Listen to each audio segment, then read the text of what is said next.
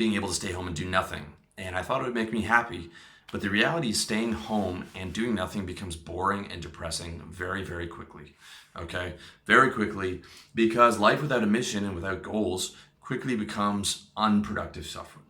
So let me explain the difference between productive suffering, like we were just talking about, and unproductive suffering. Unproductive suffering gets you nowhere and should be avoided like the plague. Okay? Suffering like sickness and depression and despair and grief and aimlessness. Sure, you can always find a way to pull yourself out of these states, and if you're taking a loss right now, if you're in depression, you can find a way to turn that into a win, like I talk about in my video, how to always find a way to win. But the reality is you want to avoid those states as much as possible, because those are unproductive states of suffering. Like, I had the flu recently and I was out of commission for 3 days. So that was 3 days without my fitness being handled and with my mission being neglected. And I decided to do a water fast to reboot my system so that I'd come out of the flu stronger than ever and reboot my digestive system. And it worked. I was able to get a small win out of those 3 days of losing, but I would not want to get the flu again, right? I would want to avoid that as much as possible, just like I would want to avoid all types of unproductive suffering as much as possible. All right. And that's a very important distinction to make.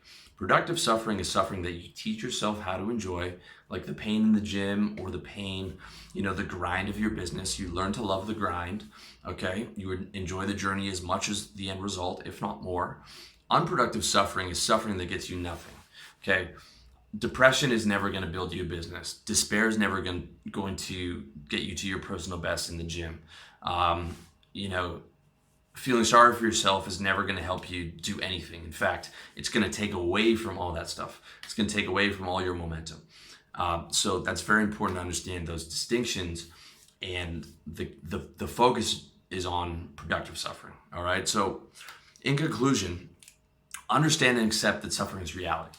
Not only that, but understand that to succeed, you have to schedule productive suffering in your life.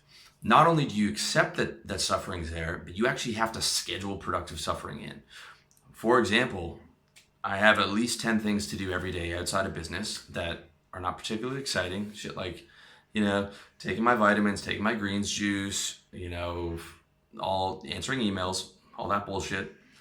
Then I have to schedule productive suffering like exercising, and then, more productive suffering on working on my business. All right. So you not only do you have to accept suffering, but you actually have to go out of your way to schedule productive suffering into your life.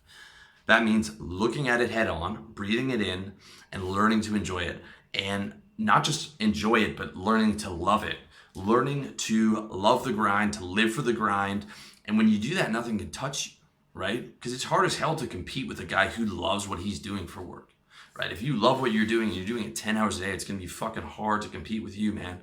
Because, when you love your work, you don't work a day in your life. When a guy's having fun with it and he loves to work, try competing with that motherfucker, right? Try competing with that motherfucker compared to a guy who just who's just struggling through the day and he hates every minute of it.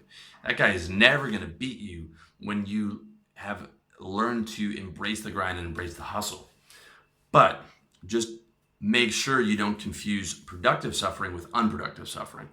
Unproductive suffering should be avoided like the plague, and you should do everything in your power to structure your life to avoid unproductive suffering and to have the strategy of what I always talk about, of the pursuit of happiness, okay?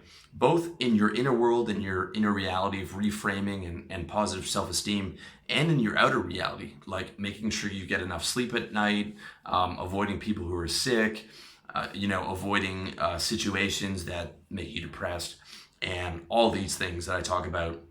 And you can check out, I've got like 10 videos on how to be happier.